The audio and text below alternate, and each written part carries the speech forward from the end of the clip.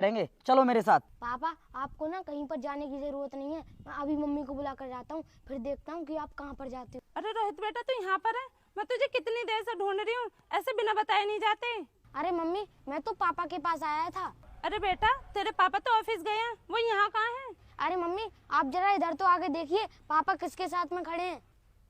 अजीत तुम यहाँ क्या कर रहे हो?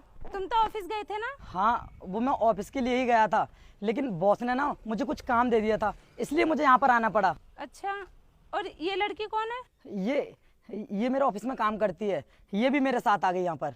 वीर तुम झूठ क्यों बोल रहे हो? इनसे बताओ ना मैं तुम्हारी गर्लफ्रेंड हूँ। और हाँ वीर, ये है कौन? मैं इनकी पत्नी हूँ, पति है वो मेरे। क्या वीर तुम्हारी शादी हो चुकी है और तुमने मुझे बताया भी नहीं? और तुम तो कह रहे थे मेरी शादी नहीं हुई है।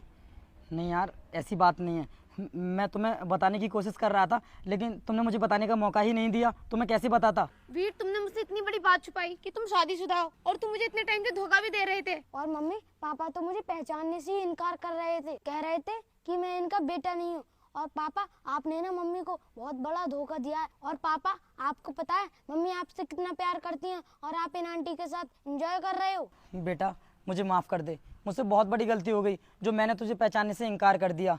वो तो मैं इसलिए बोला था ताकि मेरी पोल ना खुल जाए, हाँ, और इसको ये नहीं लगे कि मैं शादीशुदा हूँ। वीर तुमने मेरे साथ ऐसा क्यों किया? क्या कमी रह गई थी मेरे प्यार में जो मेरे पेट पीछे ये सब कर रहे हो?